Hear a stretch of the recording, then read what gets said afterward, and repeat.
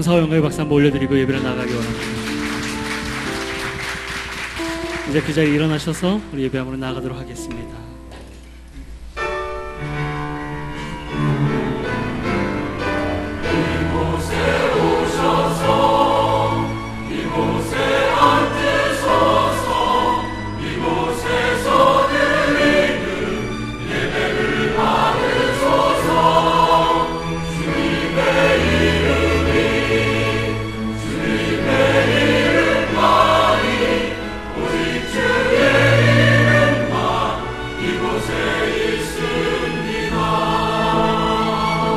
하늘의 문을 여소서, 하늘의 문을 여소서, 이곳을 주목하소서.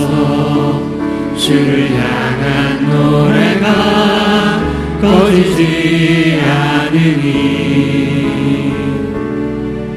하늘을 열고 보소서.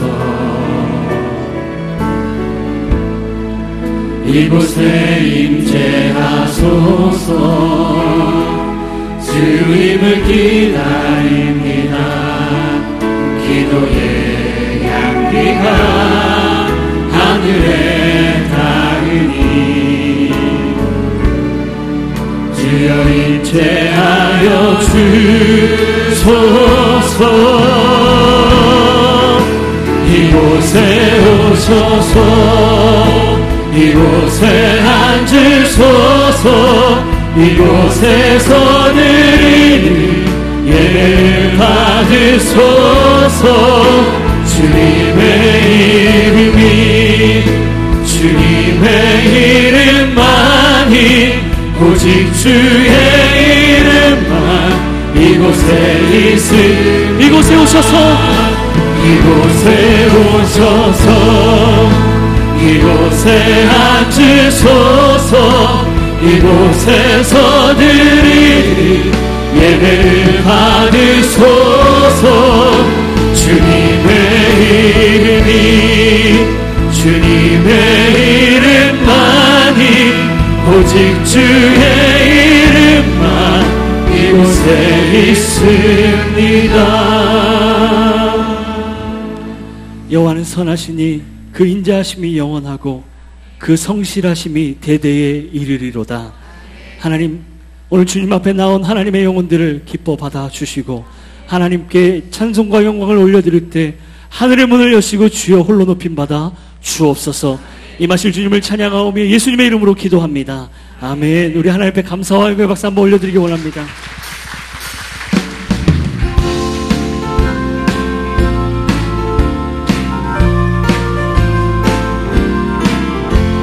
목마른 내 영혼 주가 이미 허락한 그 귀한 생명수 주여 갈망합니다. 그 약속 따라서 힘써 간구하오니 오 주여 내 기도 어서 들어주소서.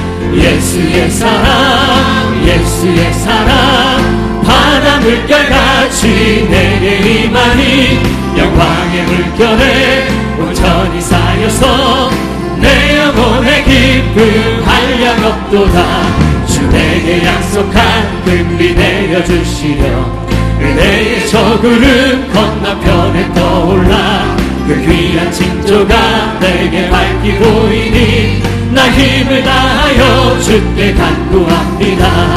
예수의 사랑 예수의 사랑 바다 물결같이 내게 임하니 영광의 물결에 온전히 쌓여서 내 영혼의 기쁨 한량 은혜의 소낙비 지금 흡족히 내려 구원의 큰 강물 흘러차고 넘쳐서 내 주한 모든 죄 모두 씻어버리니 나 지금 은혜를 충만하게 나 예수의 사랑 예수의 사랑 바다 물결같이 내게 임하니 영광의 물결에 온전히 쌓여서 내 영혼의 기쁨 한량 그 차고 넘치는 주의 은혜의 물결 차게 밀려와 내게 만족합니다. 오 할렐루야로 주를 찬송하오니 내 맘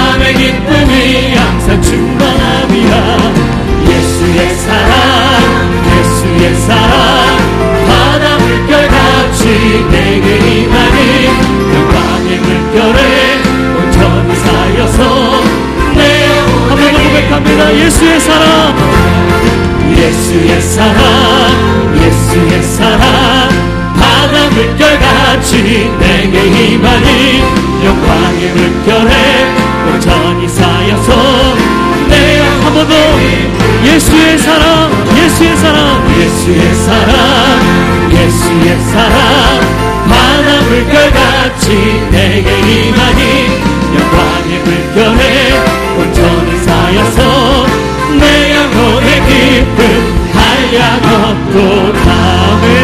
우리 은혜 주시는 주님 찬양합니다.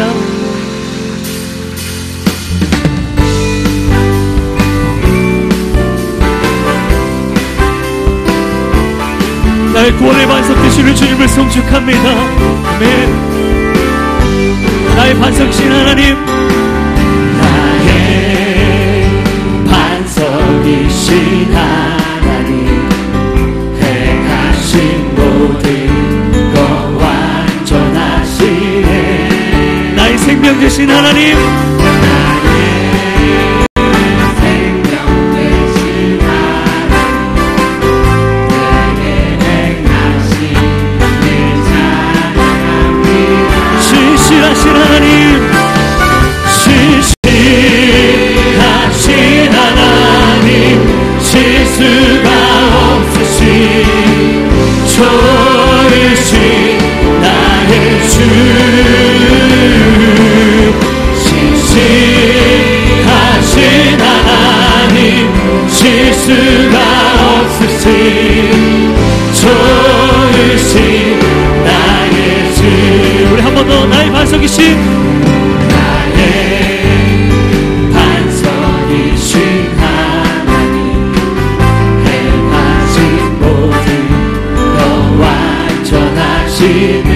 나의 생명 되신 하나님,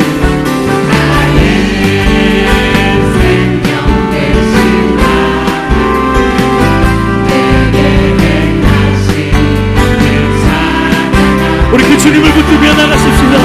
신실하신 하나님, 신실하신 하나님, 실수가 없으신 좋으신 나의 주, 신실하신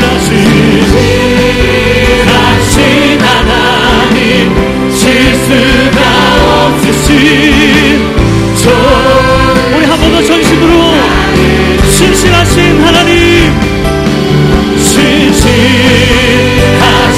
하나님, 실수가 없으신 좋으신 나의 주, 신실하신 하나님, 실수가 없으신 좋으신 나의 주님,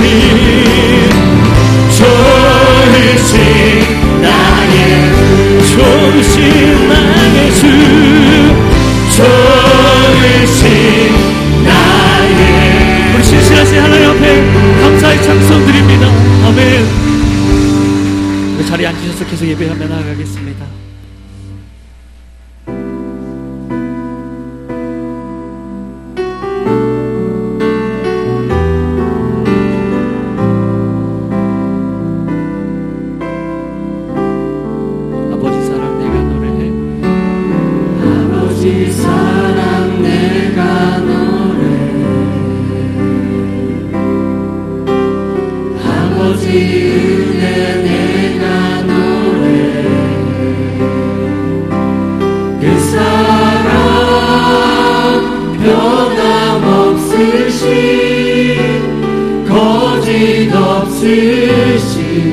성실하신 그 사랑, 상한 갈 때 꺾지 않으신 꺼져가는 등불 끄지 않는 그 사랑, 변함없으신 거짓 없으신 성실하신 그 사랑,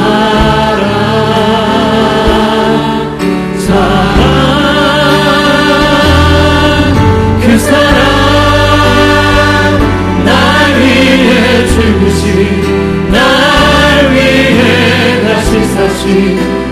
그리스도 다시 오실 그 사랑 죽음도 생명도 천사도 하늘의 어떤 권세도 끊을 수 없는 영원한 그 사랑 예수. 네, 한 번 더 고백합니다. 아버지 사랑 내가 노래해. 아버지 사랑 내가 노래해. 아버지 은혜 내가 노래해. 그 사랑 변함없으신 거짓 없으신 성실하신 그 사랑 상한 갈 때 꺾지 않으시니 꺼져가는 등불 끄지 않니 그 사랑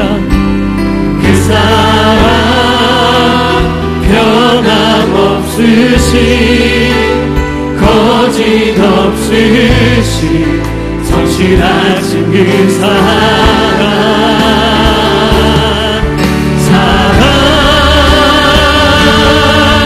그 사랑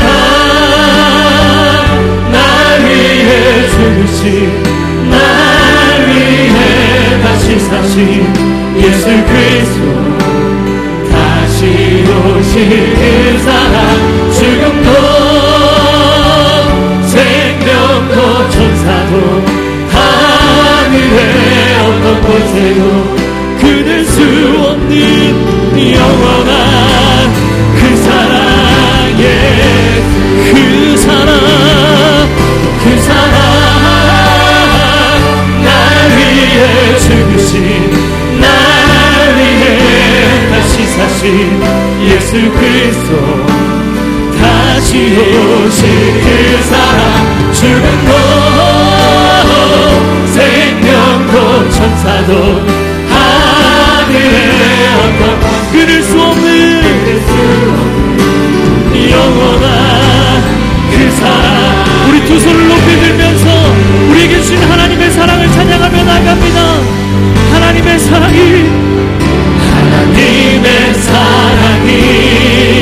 영원히 함께하리 십자가의 길을 걷는 자의 순교자의 삶을 사느니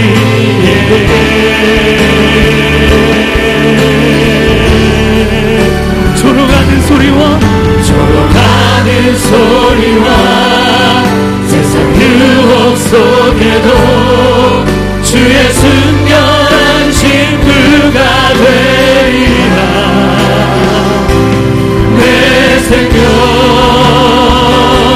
주님께 드리리.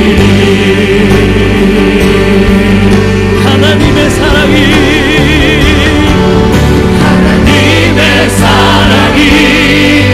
영원히 함께 십자가의 길을 걷는 자에게 순교자의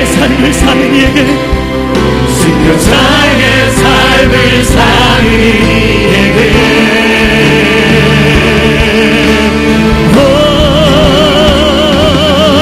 졸어가는 소리와 세상 유혹 속에도 주의 순결한 신부가 되는 내 생명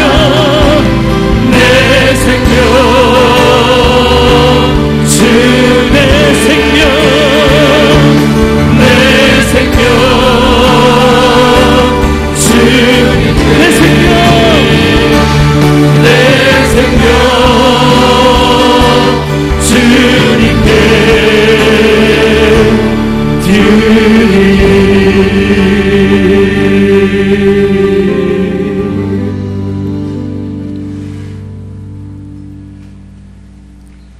주님, 우리의 예배를 받으소서.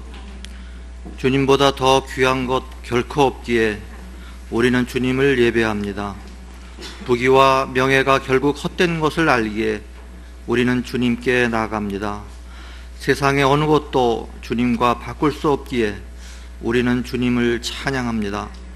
주님께만 우리의 마음을 쏟으며 주님과만 동행하는 하루하루 되게 하소서.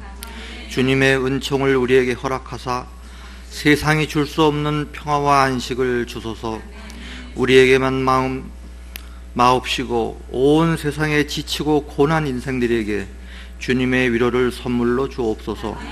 주님, 아직 뜨거운 폭염 가운데 있지만 우리 어느덧 가을의 문턱 앞에 서 있습니다. 세월은 가뭄같이 우리 곁을 스쳐가고 숨가쁜 일상과 만만찮은 삶은 우리의 몸과 마음을 지치게 합니다. 주님, 우리를 도우사 세월 허송않도록, 세월에 치여 살지 않도록, 놓치고 사는 것 많지 않도록 고단한 인생들을 위로하옵소서. 당신의 말씀으로 새롭게 하옵소서.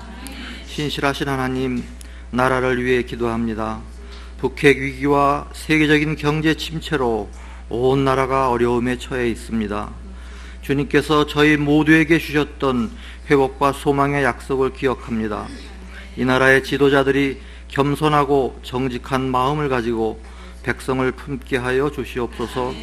저희 모두 눈물과 간절함의 기도로 무릎 꿇게 하시고 인간의 방법이 아닌 하나님의 방법이 최선임을 믿음으로 고백하게 하여 주옵소서.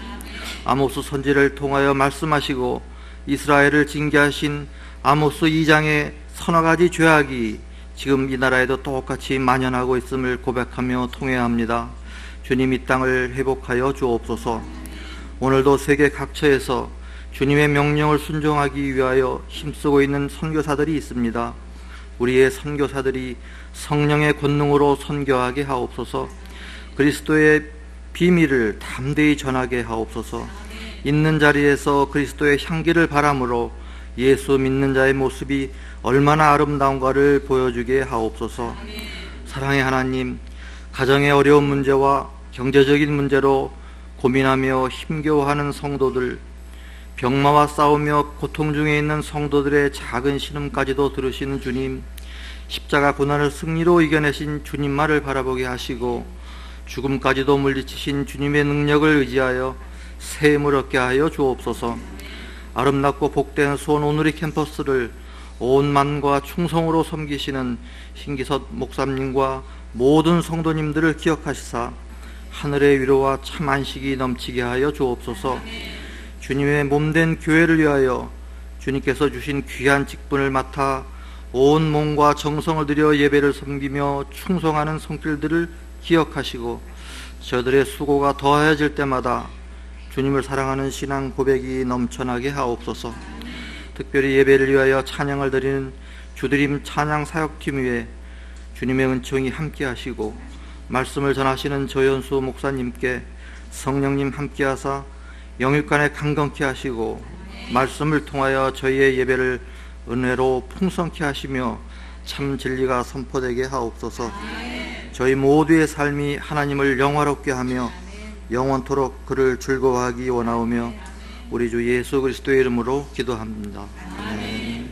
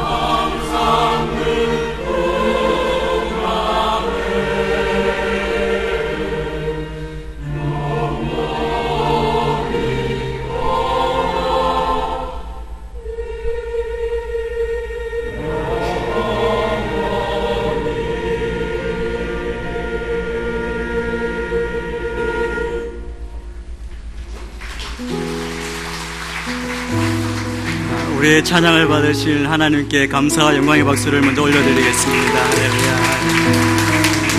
찬양으로 영광 돌린 주드림 찬양팀에게도 감사와 축복의 박수를 보내겠습니다. 감사합니다. 주의 이름으로 여러분 모두를 환영하고 축복합니다. 좌우에 있는 분들에게 이렇게 인사했으면 좋겠습니다. 주 안에서 평안하십시오. 이렇게 한번 인사하겠습니다. 주 안에서 평안하십시오. 우리 좌우에 있는 분들 바라보시면서 손을 내밀고 축복하겠습니다. 은혜의 주님이 당신을 축복하고 사랑의 주님이 함께 하시네. 은혜의 주님이 영성을 축복하고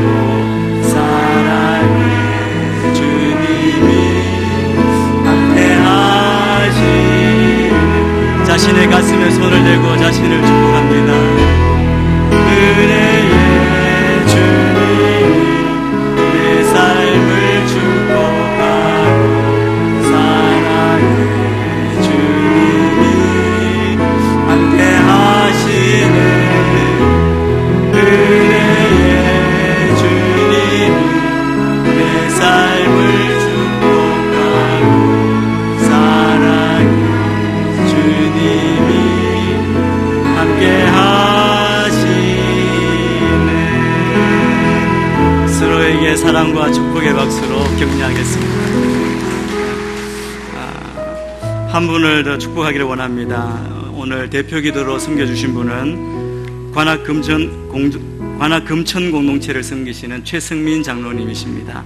일어나서 인사하실 때 큰 박수로 우리 환영하고 축복하겠습니다.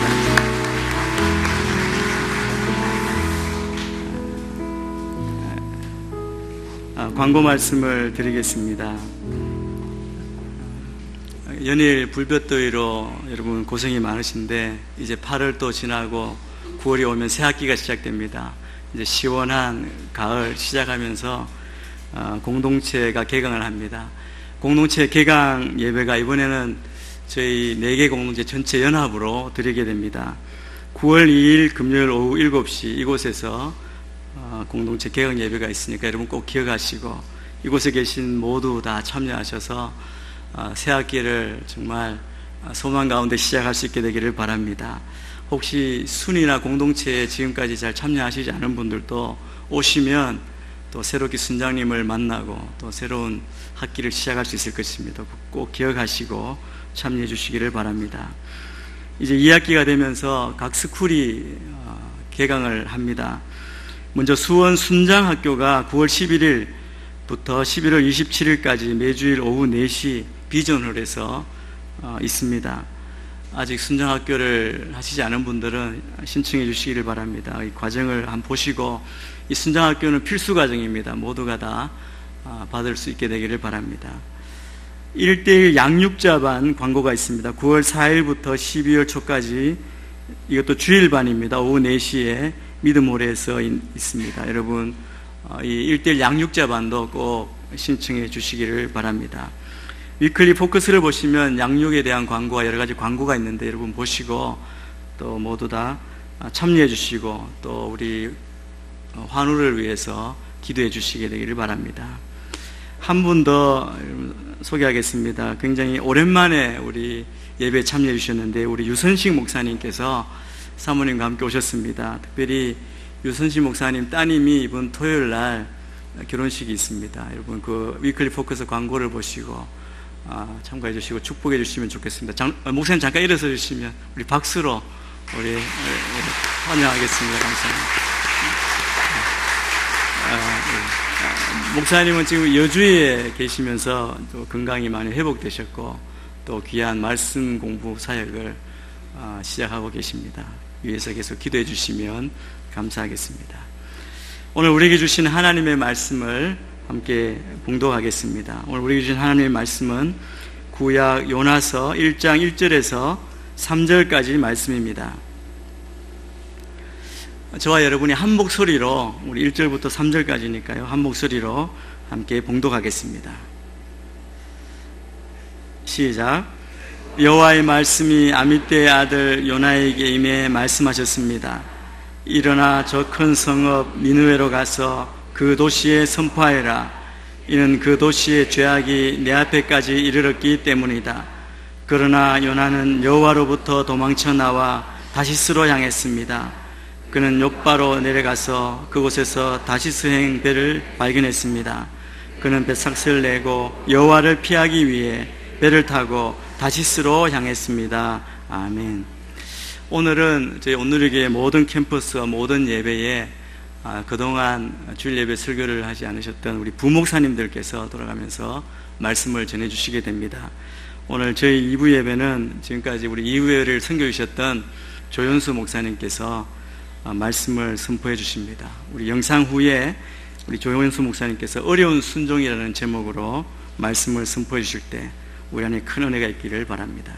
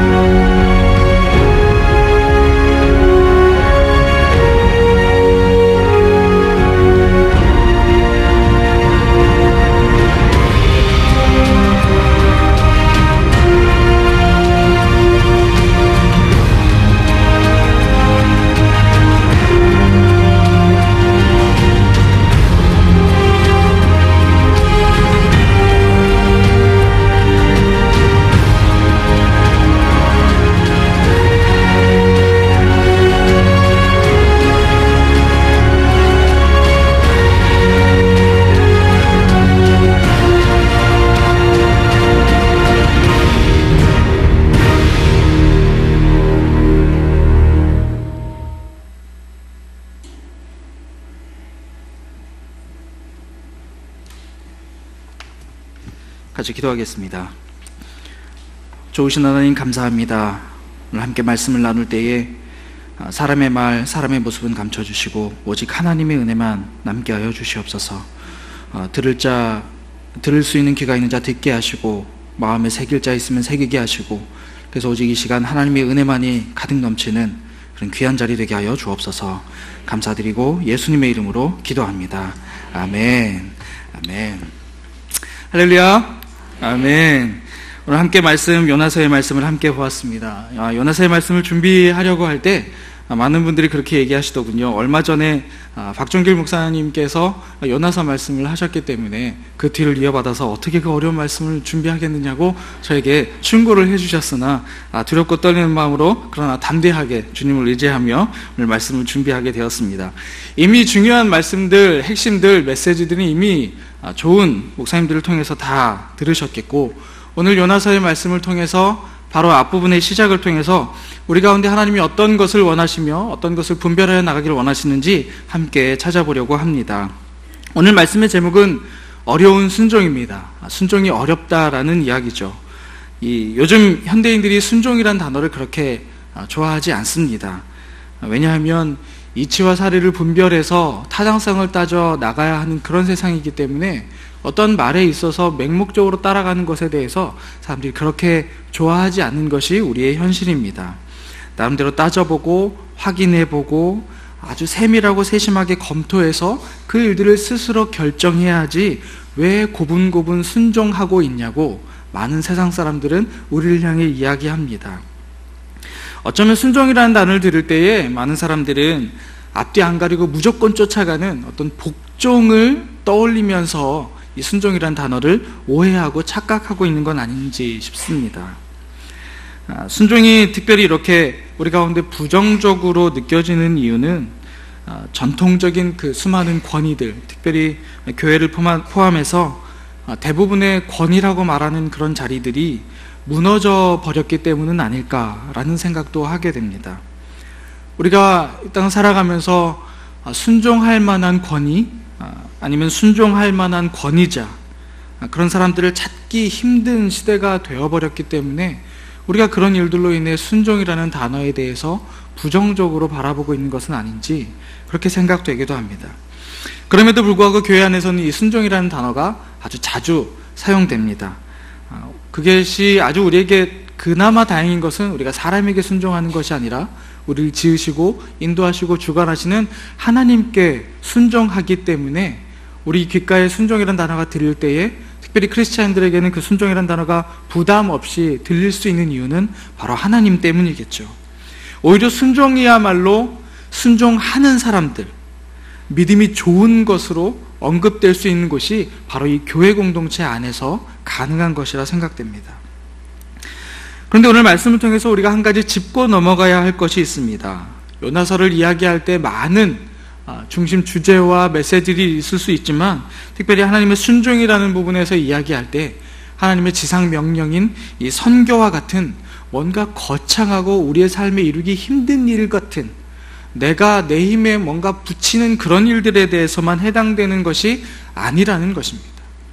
순종이라는 단어를 사용할 때 우리가 뭔가 거창한 일을 우리가 반드시 뭔가를 애써서 힘써서 해야만 하는 것으로 우리가 그 순종의 단어를 그렇게 사용해서는 좀 곤란하다라는 그런 이야기입니다. 그런 의미에서 오늘 요나서의 말씀을 통해서 우리가 순종에 대해서 잠깐 생각해 보려고 합니다. 요나는 하나님의 선지자였습니다. 그러나 현대를 살고 있는 2016년을 살아가고 있는 우리의 모습과 매우 닮아 있습니다. 어려서부터 교회에 다녔고 하나님의 자녀라는 믿음의 고백을 서슴없이 하고 있지만, 하나님의 말씀이 무언가 나의 생각과 나의 뜻대로 잘 맞지 않게 되면 어김없이 불순종하는 그런 모습, 그 모습이 바로 우리의 모습이기 때문에 요나를 볼 때 우리가 매우 닮은 모습이 있다라고 생각할 수 있습니다. 자, 그렇다면 어떻게 하면 하나님의 자녀답게 말씀에 순종하며 살아갈 수 있을까요? 오늘 함께 읽은 말씀을 통해서 아주 건조하게 주어진 상황과 환경, 이런 사실적인 것만 한번 보도록 하겠습니다. 먼저 1절 말씀입니다. 1절 말씀을 보여주시죠. 1절 말씀에 이렇게 나와 있습니다. 여호와의 말씀이 아미떼의 아들 요나에게 임해 말씀하셨습니다. 자, 먼저 하나님의 말씀이 요나에게 임했습니다. 자, 그리고 나서 2절입니다. 2절은 여러분들의 목소리로 읽어주시죠. 시작. 일어나 저 큰 성읍 니느웨로 가서 그 도시에 선포하여라. 도시의 죄악이 내 앞에까지 이르렀기 때문입니다. 아멘. 하나님께서 하신 말씀의 내용이 무엇이냐? 분명히 1절에서 하나님의 말씀이 요나에게 임했다라고 얘기했고, 바로 2절에 하나님께서 요나에게 하신 말씀의 내용이 설명되고 있습니다. 하나님께서 요나에게 말씀하셨죠. 니느웨로 가라. 가서 하나님의 말씀을 선포하라는 것이었습니다. 아주 간단합니다. 니느웨로 가면 됩니다. 그리고 그곳에서 하나님의 말씀을 선포하면 됩니다. 하지만 3절 말씀에 어떻게 나와 있습니까? 3절 말씀 앞부분에 이렇게 나오고 있습니다. 그러나 요나는 여호와로부터 도망쳐 나와 다시스로 향했습니다. 요나는 하나님께서 분명히 말씀하셨음에도 불구하고, 그리고 그것이 무엇인지도 들었음에도 불구하고 하나님의 명령을 피하고 도망쳐 나오게 됩니다. 어디로 향하게 됐습니까? 니느웨로 가게 됩니다. 니느웨의 정반대 방향인 다시스로 가기 위해서 이스라엘의 유명한 항구인 요바로 가게 됩니다. 그리고 거기서 다시스행 배를 타게 되죠. 여기까지가 오늘 우리가 함께 읽은 본문 말씀의 전부입니다. 하나님께서 요나에게 임하셨습니다. 그리고 말씀하셨습니다. 니느웨로 가서 하나님의 말씀을 선포해라. 근데 그 말씀을 들은 요나가 하나님 말씀대로 하지 않고 다시스로 향했다라는 것입니다. 자, 이제는 성경의 여러 가지 배경을 통해서 요나가 니느웨의 그 하나님 말씀에 대한 그 순종의 부분들을 왜 그렇게 피하고 도망치려 했는지 조금 더 숨겨진 이야기들을 함께 나누고 싶습니다. 자, 요나서는 4장으로 되어 있습니다. 매우 짧은 성경이죠. 아주 짧은 선지서입니다. 그렇다고 해서 요나가 어느 날 갑자기 등장해서 하나님의 말씀에 대해서 불순종했다가 결국 하나님께 혼쭐 나서 돌이켜서 하나님의 메시지를 전하게 된, 무언가 좀 앞뒤가 안 맞는 것 같은, 요즘 말로 하면 뭔가 허접한 그런 이기적인 선지자의 그런 모습, 그런 이야기가 아닙니다. 요나는 지금 요나서 안에서는 하나님 말씀을 들었음에도 불구하고 불순종하는, 무언가 하나님 말씀대로 행하지 않는 잘못된 선지자 같은 모습이 보이지만, 하지만 요나는 매우 중요한 선지자였습니다. 열왕기하 14장 25절을 보시면 요나가 어떤 역할을 하는 선지자였는지가 등장하고 있습니다. 말씀을 함께 보도록 하겠습니다. 함께 읽겠습니다. 시작. 여로보암은 하맛 어귀에서부터 아라바 바다까지 이스라엘의 국경을 회복시켰습니다. 그것은 이스라엘의 하나님 여호와께서 그분의 종인 가데벨 출신 아미떼의 아들인 예언자 요나를 통해 하신 말씀에 따른 것이었습니다. 아멘.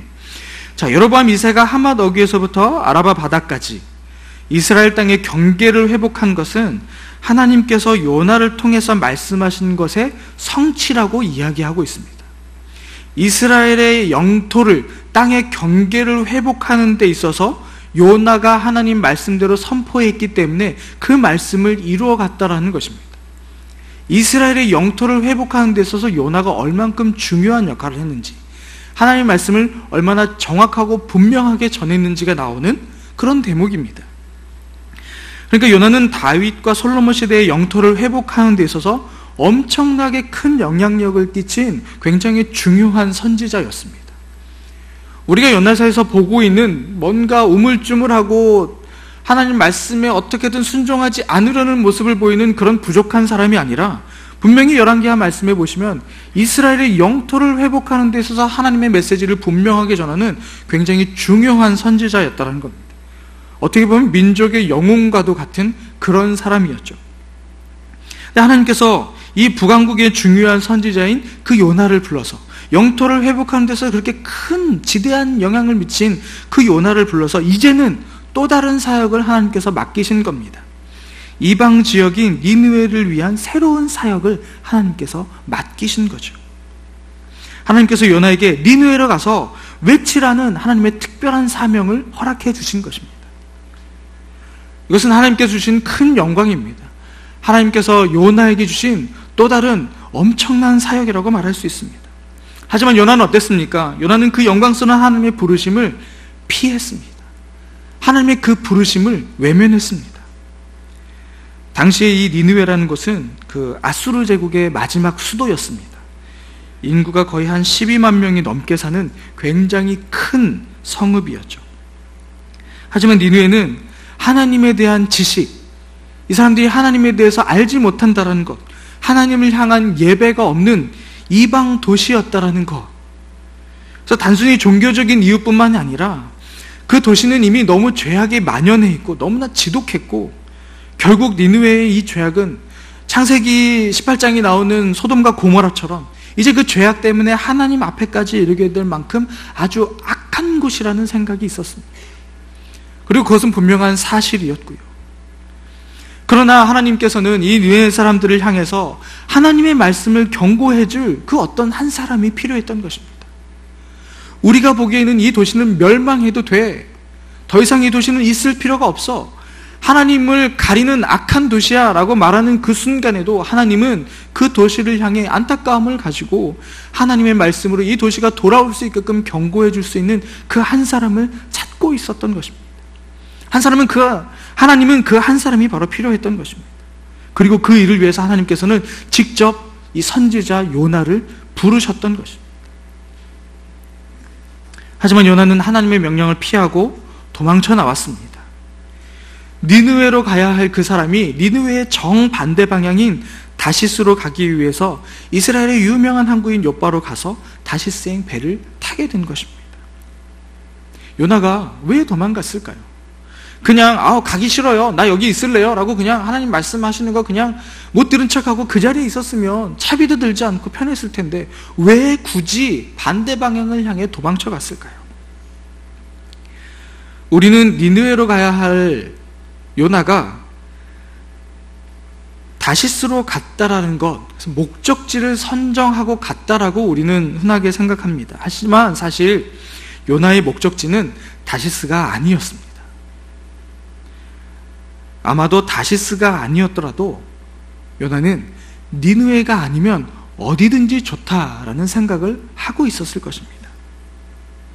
요나는 하나님을 피할 수만 있다면, 하나님의 얼굴을 피할 수만 있다면 어디로 가든 상관없었습니다.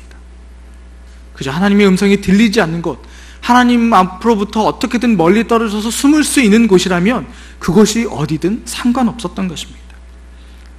단지 니느웨와는 정반대가 되는 곳, 니느웨와 180도 다른 방향, 니느웨가 동쪽이다 보니까 정반대인 서쪽을 향했을 뿐이고 마침 서쪽에 다시스가 있었던 것 뿐입니다. 그냥 막연하게 가장 여기서 멀리 갈 수 있는 가장 빠른 배편을 알아봤더니 그것이 다시스였던 것입니다. 사실 다시스의 정확한 위치가 어딘지, 어떤 도시인지 그런 것들을 아는 것보다 훨씬 더 중요한 사실은 이 다시스가 의미하는 내용이라고 말할 수 있습니다. 어느 시대나 하나님의 명령을 불순종하며 하나님의 뜻을 이루기 거부하는 사람들이 바로 이 다시스로 가는 배표를 산 사람들이라고 해도 과언이 아닐 것입니다. 나는 그러지 않았어, 나는 어디로 가지 않았어, 나는 그냥 그 자리에 있었을 뿐이야 라고 말할지라도 하나님의 명령을 불순종하는 것, 하나님의 뜻을 이루기를 그냥 거부하는 사람들은 그 거부하는 것 자체로 다시스행 배의 표를 산 사람들과 똑같다는 이야기입니다.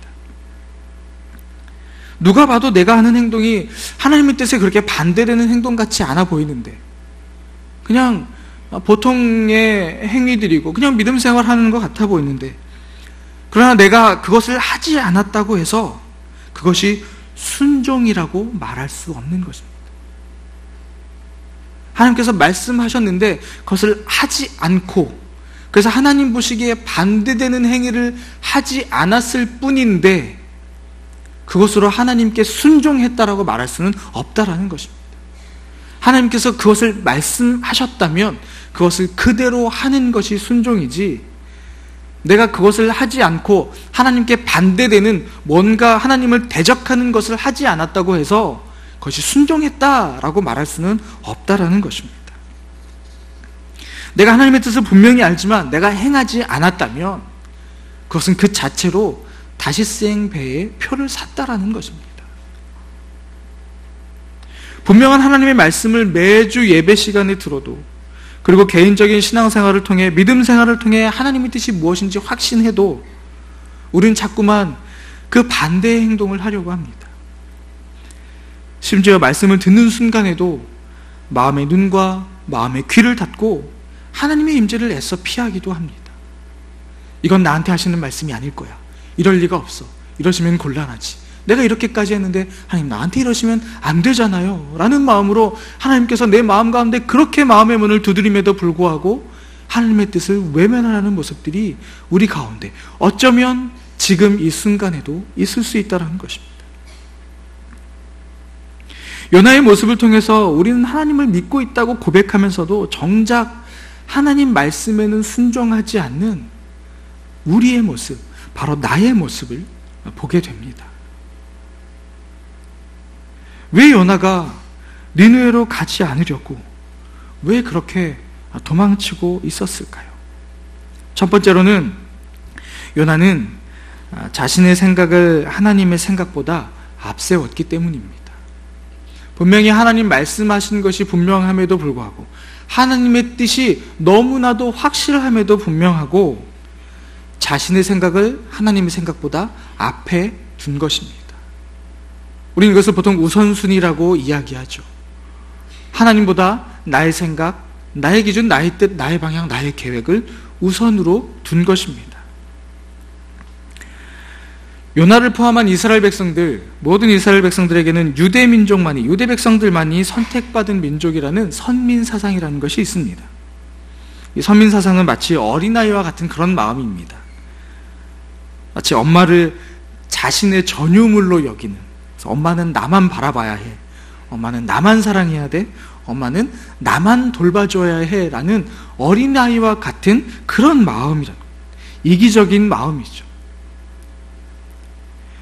마찬가지로 이스라엘 백성들, 요나를 포함한 이스라엘 백성들은 이런 생각이 있었습니다. 하나님은 유대 민족만의 하나님이어야 해. 우리가 우리 하나님을 믿기 때문에 우리만 구원받아야 해 라는 잘못된 생각들이 만연해 있었습니다. 그런 좁은 생각이 요나에게도 동일하게 있었던 것입니다. 그래서 분명히 처음 하나님께서 부르셨을 때, 다윗과 솔로몬의 영토를 회복하려는 하나님의 첫 번째 부르심, 국토 회복의 이 부르심에 있어서는 요나가 자신의 목숨을 버릴 만큼 강력하게 그 일들에 대해서 순종하는 모습을 보입니다. 왜요? 그것이 하나님께서 유대 민족에게 주신 약속이었기 때문에, 우리의 하나님, 우리만의 하나님이 말씀하신 그것, 우리 백성들을 위해 하나님께서 이루실 것이니까 나는 그것을 위해서 최선을 다해야 해 라는 그 마음이 있었던 겁니다. 그래서 열왕기하의 그 말씀 안에서는 요나가 아주 최선을 다합니다. 하나님께서 말씀하신 그 영토, 우리가 부귀영화를 누렸을 때 그 영토를 회복하기 위해서 나는 최선을 다해서 하나님의 일을 감당해야 해 라는 그런 마음으로 하나님의 처음 부르심을 응답하고 순종했던 것입니다. 그런데 두 번째 부르심에는 어떻습니까? 두 번째 하나님의 부르심에는 어떤 행동을 보입니까? 이 니느웨라고 말하는 아수르의 그 중심인 니느웨라는 그 이방 도시에 회개할 기회를 주시려는 그 하나님의 생각에는 이 요나가 동의할 생각이 없었던 것입니다. 아니, 그것을 받아들이고 싶지 않았던 것입니다. 왜 유대 민족만의 하나님이 다른 이방 민족을 구원하려 하시는가 라는 것에 대해서 이해하고 싶지도 않았고 이해할 마음조차 없었던 것입니다. 그 마음으로 불순종하게 된 것입니다. 분명히 하나님의 뜻이 분명함에도 불구하고, 하나님이 이 민족을 향한, 이방 민족을 향한 하나님의 뜻이 무엇인지 확실히 알고 있음에도 불구하고 하나님의 뜻보다 내가 알고 있는 하나님, 내가 생각한 우리만의 하나님에 대한 생각을 앞서 놓고, 하나님 이렇게 하시면 안 되죠, 하나님의 뜻은 옳지 않습니다, 내가 순종할 수가 없겠네요 라고 고개를 돌려버린 것이 니느웨로 도망가려는 요나의 첫 번째 마음이었습니다. 자, 두 번째는 요나 자신의 감정을 하나님의 사랑보다 앞세웠기 때문입니다. 앞에는 뭔가 생각과 이성적인 어떤 판단, 배경에 대한 것이라면 두 번째는 자신의 감정에 대한 부분들입니다. 요나는 자신의 감정을 하나님의 사랑의 마음보다 앞세웠습니다. 분명히 하나님께서 이방 민족을 향한 그 사랑이 분명해도 불구하고 자신의 그 화가 나는 마음을 추스리지 못한 채 하나님의 사랑을 뒤로 하고 자신의 그 감정을 앞세웠던 것입니다. 말씀드린 대로 요나는 니느웨를 수도로 삼고 있는 아수르라는 나라에 대해서 미워하는 감정이 있었습니다. 우리가 이 감정을 우리 대한민국 사람들은 어느 정도 이해합니다. 다른 민족에 대한 미워하는 마음. 우리 근간에는 그 마음의 기본적인 것들이 한민족이라는 혈통 안에서 우리 가운데는 전이되고 있는 것이 부정할 수 없는 사실입니다. 어느 나라라고는 말씀드리진 않겠습니다. 그 나라를 사랑하고 축복합니다. 그러나 우리의 민족 감정 안에 그것이 자리 잡고 있는 것은 부정할 수 없는 사실이라는 거죠. 요나에게도 그런 감정이 있었습니다. 이 아수르라는 나라, 특별히 그 중심이 되는 니느웨에 대해서 미워하는 감정이 있었습니다. 아수르는 당시 이스라엘을 둘러싼 강대국 중에서 그 중에서도 가장 악독한 나라였습니다. 게다가 이스라엘을 여러 차례 침략한 적이 있는 그런 적대 국가입니다. 한마디로 원수지간이라는 이야기입니다. 꼴보기 싫은 거죠. 그런 마음 있지 않습니까? 얘는 천국 가면 안 돼. 이 사람은 다른 사람 다 가도 이 사람은 천국 가면 안 돼. 하나님 이 사람만 피해가 주세요. 라는 그런 마음이 우리 가운데 들어올 만큼의 그런 나라, 그런 도시, 그런 사람들이었다는 겁니다. 사랑하고 싶어도 사랑할 수 없는, 도대체 미워할 수밖에 없는 그런 아주 나쁜 감정이 최대치로 끌어올려진 바로 그런 나라, 그런 도시가 바로 아수르였고 니느웨였다는 것입니다. 스바냐와 나홈의 예언을 참고해 볼 때 요나 당시에 이스라엘 사람들이 이 아수르에 대한 적대감이 얼마나 심했는지가 기록되어 있습니다. 정말 싫어합니다. 우리말로 하자면 그쪽 방향을 향해서 용변을 보지 않을 만큼 아주 정말 치가 떨리게 싫은 그런 사람들이었던 겁니다. 그래서 하나님 앞에서 그렇게 크게 범죄한 나라였고 결코 이것을 그냥 눈 뜨고 볼 수 없는, 좌시할 수 없는 그 수준에 이르는 그 악독과 범죄와 온갖 악행이 가득할 그 나라, 그런 악독이 가득할 뿐만 아니라 이스라엘을 괴롭히는 그 아수르의 수도인 그 니느웨를 회개하게 하시라는 그 하나님의 사랑을 요나는 받아들일 수가 없었던 것입니다. 내가 그 사람이 너무 미운데, 너무 싫은데 마음속으로는 살인을 수십 번, 수백 번 했을 것 같은데 하나님은 왜 그 사람을 사랑하라고 하시는지 그것을 받아들일 수가 없었던 거예요. 이해하고 싶은 생각이 없는 거죠. 요나는 그것을 받아들일 수 없었던 것입니다. 그래서 요나가 이것에 대한 감정을 굉장히 아주 적나라하게 드러내는 것이 바로 요나서 4장 2절에 나오고 있습니다. 요나서 4장 2절 말씀을 우리 같이 함께 읽어보도록 하겠습니다. 시작. 그는 여호와께 기도했습니다. 이것이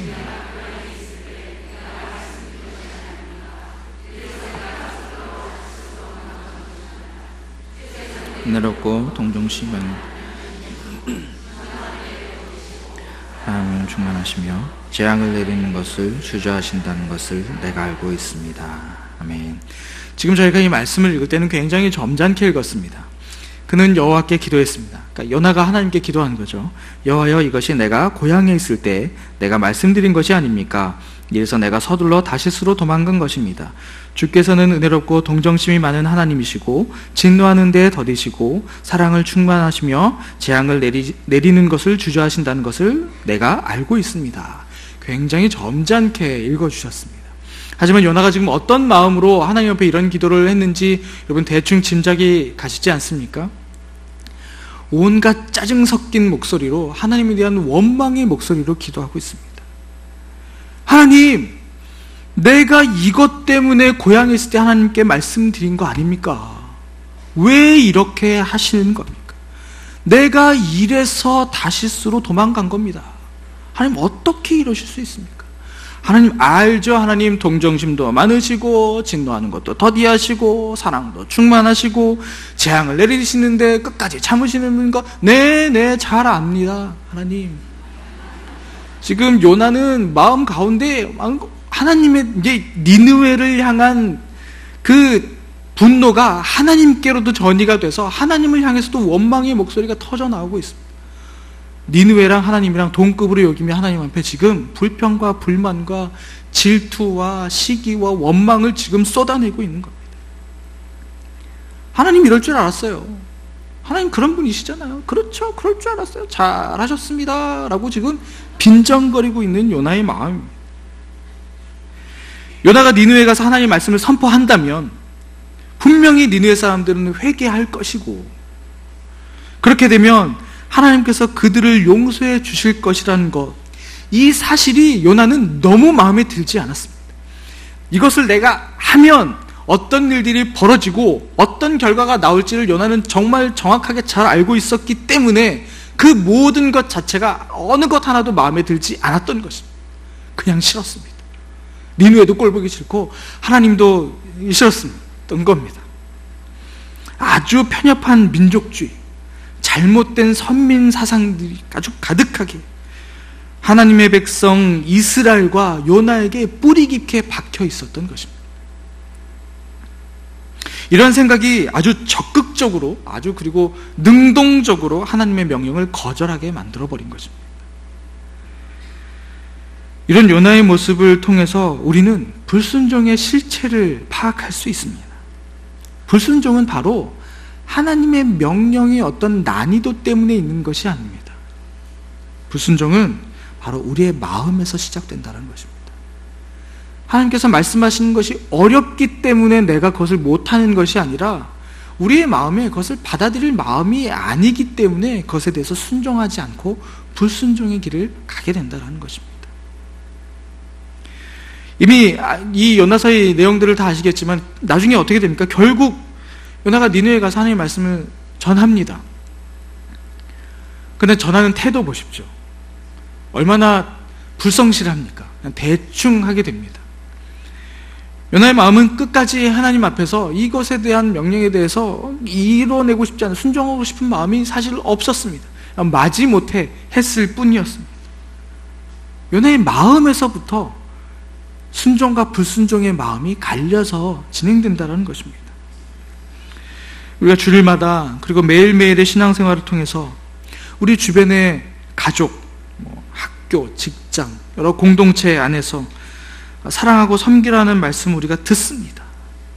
끊임없이 사랑해야 된다고 우린 듣습니다. 우리가 있는 모든 곳에서 우리를 미워하는 사람마저도 사랑해야 된다고 우리는 끝까지 듣습니다. 하지만 우리는 그 말씀에 대해서 적극적으로 순종하지 않습니다.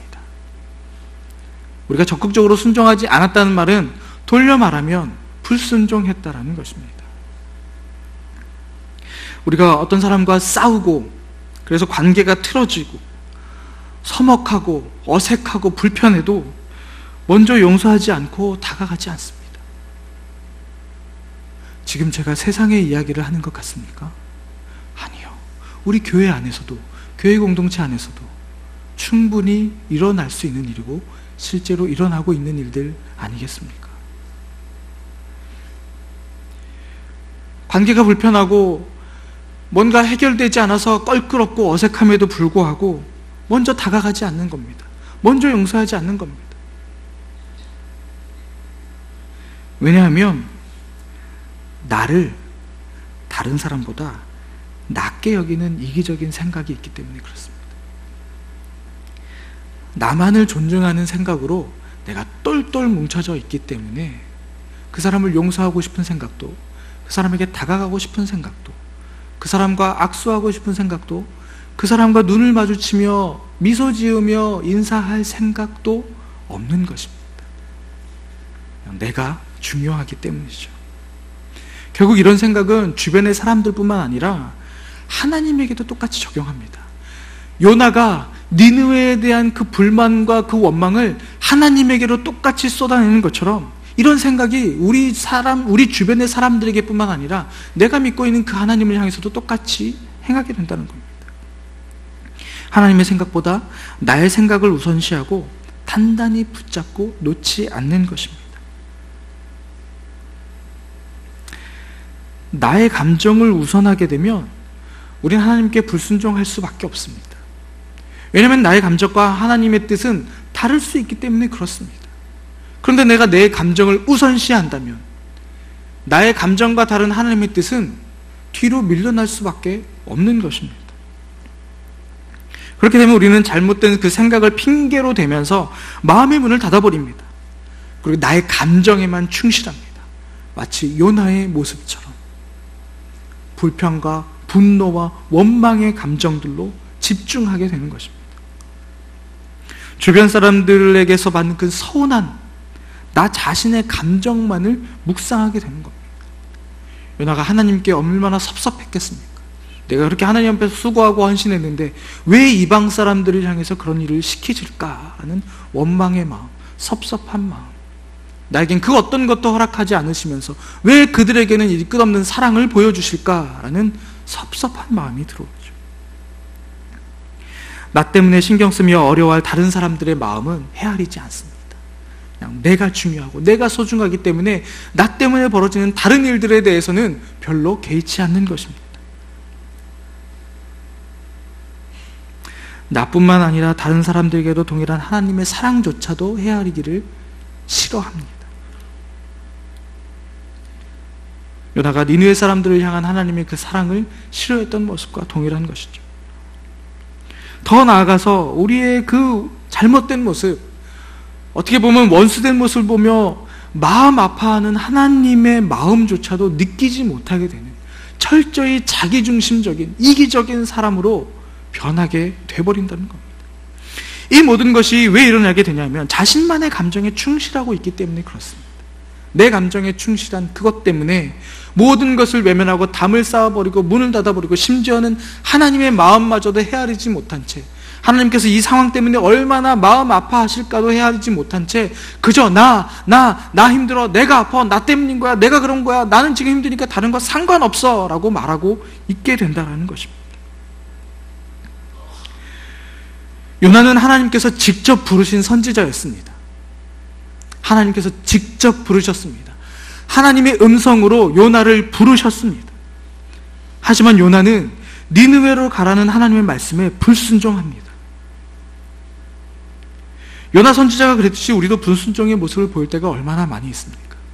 우리는 하나님께 끊임없이 구합니다. 하나님의 뜻이 어디에 있습니까? 하나님의 뜻이 무엇입니까? 내가 무엇을 해야겠습니까? 내가 어떻게 해야겠습니까? 라고 끊임없이 구하지만 하나님 말씀이 우리 가운데 분명히 들렸을 때, 하나님의 뜻이 분별되어 우리 가운데 분명하게 그 의미가 전달되었음에도 불구하고 그 뜻이 내 생각과 같지 않다면 그것은 마치 내가 잘못 들은 것이냐, 내가 잘못 생각한 것이냐, 내가 잘못 판단한 것이냐, 아니 어쩌면 이것은 사단이 주는 생각일 거야 라는 잘못된 판단으로 그 생각을 외면해버린 채 내 입맛에 맞는 그 뜻을 찾아 끊임없이 구하며 나가는 그 모습이 바로 요나의 모습이고 바로 우리의 모습이라는 것입니다.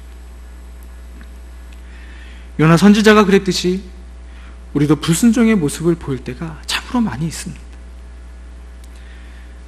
그러나 분명한 것은 하나님 말씀에 우리는 절대로 순종해야 합니다. 그것이 무엇이든지 순종해야 합니다. 말씀드린 대로 하나님께서 말씀하신 그 말씀의 난이도 때문에 우리가 순종하고 불순종하고가 아닙니다. 나의 마음이 문제인 것이죠. 나의 마음이 문제이기 때문에 하나님을 향한 그 신뢰가 없기 때문에 그 일이 벌어진 것입니다. 하나님을 향한 그 신뢰, 하나님을 향한 그 믿음, 하나님을 향한 그 확신이 우리 가운데 분명하다면, 하나님께서 지금까지 나의 삶을 어떻게 인도하셨는지에 대한 나의 그 경험과 하나님에 대한 그 경험들이 분명하고 확실하다면 하나님께서 무엇을 말씀하시든지 간에 하나님께서 나의 앞길에 있어서 가장 성실하시고 신실하시고 가장 최고의 것으로 준비하신다는 그 확신이 있다면 그 길이 어떤 길이든 상관없이 우리는 그 길을 갈 수 있는 것이고 그 뜻에 우리가 순종할 수 있는 것입니다. 하나님이 이 세상의 창조자이십니다. 그리고 이 세상의 주관자이시고 진정한 권위자이시기 때문에 우리가 순종할 수 있는 것입니다. 시편의 119편에 나와 있는 것처럼 하나님의 뜻은 한치의 오류도 허용되지 않는, 완벽한 그 자체이기 때문에 하나님 말씀에 우리가 순종할 수 있는 것입니다. 그리고 하나님의 뜻은 온전히 선하시고 그 뜻이 분명하시기 때문에 우리가 순종할 수 있다라는 것입니다. 하나님께서는 주님의 자녀된 우리가 하나님 말씀대로 순종하기를 원하십니다. 진짜 우리가 하나님의 자녀라면 우리의 생각, 우리의 감정, 우리의 경험보다 하나님의 뜻을 앞세워야 합니다. 하나님의 뜻을 먼저 두고 그것에 대해서 나의 감정과 나의 생각과 나의 경험을 누르고 하나님의 뜻에 온전히 따라가야 한다는 것이죠. 순간의 선택마다 하나님의 뜻에 순종하기를 권면합니다. 우리는 수많은 선택의 시간들이 있습니다. 아주 사소한 것에서부터 아주 중대한 문제까지 수많은 선택의 기록 때마다 하나님의 뜻이 무엇인지를 분별하셔야 합니다. 그리고 그 뜻이 분별되어지고 분명하다면 그 뜻에 순종하셔야 합니다. 사무엘상에 있는 말씀처럼 순종이 제사보다 낫기 때문에 그렇습니다. 순종하십시오. 순종하는 것이 우리에게 가장 필요한 것입니다. 하나님이 우리에게 순종을 요구하신다라는 것은 우리가 순종할 수 있는 능력이 있기 때문에 그렇습니다. 우리의 약함과 우리의 부족함과 우리의 미련함을 통해서 하나님께서 온전하심이 드러나지만 여전히 우리 안에 하나님의 형상을 닮은 피조물로서의 가장 온전한 모습들로 나가기를 원할 때에 하나님께서 순종할 수 있는 능력도 우리 가운데 허락하신다라는 이야기입니다. 태초부터 하나님 인간을 창조하실 때 하나님의 형상대로 창조하셨습니다. 그리고 하나님과 대화할 수 있는 유일한 존재로 만드셨습니다. 그리고 자연을 관리할 수 있는 능력도 주시면서 관리할 수 있는 임무도 하나님께서 허락해 주셨습니다. 또 선악과를 주시면서 그것을 선택할 수 있는 자유도 허락해 주셨습니다. 그리고 악한 것을 택할 때에는 그것에 대해서 책임지도록 하나님께서 허락하셨습니다. 이 모든 것들을 허락하셨다는 것은 우리가 선한 것을 선택할 수 있는 능력도 우리 가운데 있다라는 겁니다. 그렇기 때문에 순종을 통해서 하나님의 복을 받을 것인지 아니면 불순종해서 하나님의 형벌을 받을 것인지도 우리의 선택을 하나님께서 허락하셨다라는 것입니다. 우리가 맹목적으로 너는 이것을 해야만 해, 그래서 다른 선택의 여지 없이 이것만으로 몰고 가는 그런 하나님의 모습이 아니라 하나님은 태초부터 우리 가운데 모든 능력을 부여해 주셨고 우리가 선택할 수 있는 그 하나님께서 인격적이시기 때문에 우리가 모든 것을 선택할 수 있는 그 권한까지도 주셨고 물론 책임은 우리가 지어야 하지만 그 결과는 우리가 감당해야 하지만 우리가 순종을 통해 하나님의 축복을 받을 것인지 우리가 불순종해서 하나님의 그 형벌을 받을 것인지 그것조차도 하나님께서 우리 가운데 선택할 수 있도록 그 길들을 열어놓으셨다라는 것입니다. 우리의 선택의 여하에 달렸다라는 것입니다. 여러분들은 어떤 선택을 하시겠습니까? 하나님 뜻에 순종하여 하나님의 축복을 누리시겠습니까? 하나님의 뜻에 불순종하여 결국 하나님의 형벌 가운데 거하시겠습니까? 우리가 불순종할 때의 이유는 간단합니다. 그것이 나에게 지금 편리하기 때문입니다. 그것이 나에게 지금 뭔가 유익하기 때문에 그렇게 생각되기 때문에 하나님의 뜻을 뒤로 한 채 지금 당장 마치 언발에 오줌을 놓듯 당장 그것을 해결하기 위해서 우리가 목숨을 거는 일들이 얼마나 많이 있습니까? 더군다나 우리가 순종을 할 때 부담이 되고 짐이 되는 것, 우리가 순종이 어렵다라고 자꾸 이야기하는 것은 우리가 무엇을 순종할지 알지 못할 때, 그것이 너무 막연할 때 그것이 어렵다라고 이야기합니다. 그러나 말씀드린 대로 하나님의 그 신실하심, 하나님의 진실하심, 하나님의 그 은혜로우심, 하나님의 선하심, 하나님의 긍휼하심을 우리가 경험하여 알고 있다면 또 하나님이 우리보다 훨씬 더 지혜로운 분이시라는 것을 우리가 인정한다면 지금이라도 우리의 뜻을 포기하고 하나님의 뜻에 순종해야 하는 것입니다. 하나님은 그런 선택이 얼마나 복된 것이고 얼마나 유익한 것인지를 확실하게 깨닫게 해주실 것입니다. 그렇게 순종을 통해서 하나님께서 약속하신 복을 받는다고 한다면 순종은 우리가 하나님의 축복으로 가는 지름길이 된다는 것을 여러분 기억하셔야 됩니다. 지름길은 험합니다. 돌아가는 길은 편할 수 있습니다. 순종은 하나님의 축복을 누리는 지름길이라는 것을 기억해 주십시오. 순종이 어려운 이유, 나의 생각, 나의 감정을 먼저 내려놓아야 하기 때문에 어렵습니다. 마치 내 속을 다 내어주는 것 같은, 간이고 쓸개고 빼주는 것 같은 그런 마음이 들기 때문에 그 순종이 어려운 것입니다. 결코 이 순종 쉬운 길은 아니지만 아주 작은 실천부터 하나님 뜻에 순종함으로 말미암아 하나님께서 지름길이라고 말씀하신, 하나님의 축복을 누리는 지름길이라고 말씀하신 그 순종을 통해 하나님의 축복, 하나님의 기쁨, 하나님의 은혜를 누리며 살아가는 그런 저와 여러분 되기를 주님의 이름으로 축복합니다. 기도하겠습니다. 살아계신 하나님, 요나의 말씀을 통해 우리가 순종하는 삶이 얼마나 힘들고 어려운 길인지를 다시 한번 보게 되었습니다. 하나님, 그럼에도 불구하고 하나님의 축복을 누리는 지름길이 바로 순종의 길임을 우리가 기억하게 하시고, 내 생각, 내 감정, 내 기준들 뒤로 내려놓고 온전히 하나님의 뜻을 분별하여 순종하며 나아가는, 그래서 하나님의 축복을 누리는 하나님의 거룩한 백성 될 수 있도록 인도하여 주옵소서. 모든 것 감사드리고 살아계신 예수님의 이름으로 기도합니다. 아멘. 다 자리에 일어나셔서 봉헌 찬양으로 주님 앞에 봉헌하겠습니다.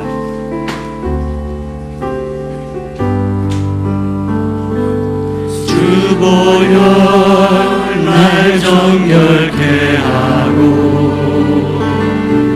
주 보혈 날 자유케 하리, 주 앞에 나 예배하느니 시라, 나의 모든 것을 주께 드리네. 주의 손 날 위해 지키셨고, 주의 발 날 위해 박히셨으니, 이제는 내가 사는 것이 아니요 오직 주를 위해 사는 것이라.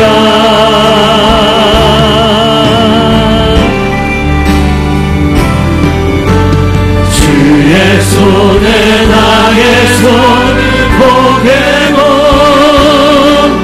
또 주의 발에 나의 발을 포개어, 나 주와 함께 죽고 또 주와 함께 살리라. 영원토록 주 위에 살리라. 주의 손에 나의 손을 포개고, 또 주의 발에 나의 발을 포개어, 나 주와 함께 죽고 또 주와 함께 살리라. 영원토록 주 위에 살리라. 주 위에 살리라.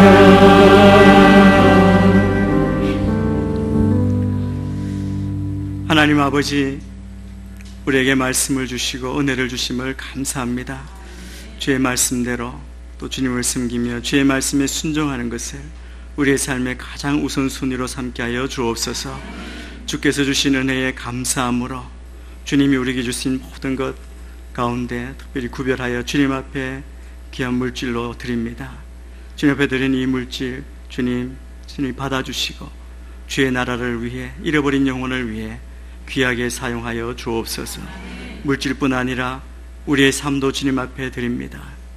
우리의 삶을 드릴 때 우리의 삶이 귀하게 구별되어 주의 나라의 귀한 일꾼으로, 주의 제자로 귀하게 쓰임받는 삶이 되도록 축복하여 주옵소서. 드린 물질을 주님 구별하여 주님 복 주시고, 드린 손길을 특별히 하나님 인도하여 주시옵소서. 저들의 눈물과 땀과 수고를 주님이 보시고 더 큰 것으로 채우시고 갚으셔서 이 땅 가운데 주의 영광을 드러내는 복된 삶이 되도록 인도하여 주시고 구하고 소원하는 모든 것 응답받는 우리 인생이 되게 인도하여 주옵소서.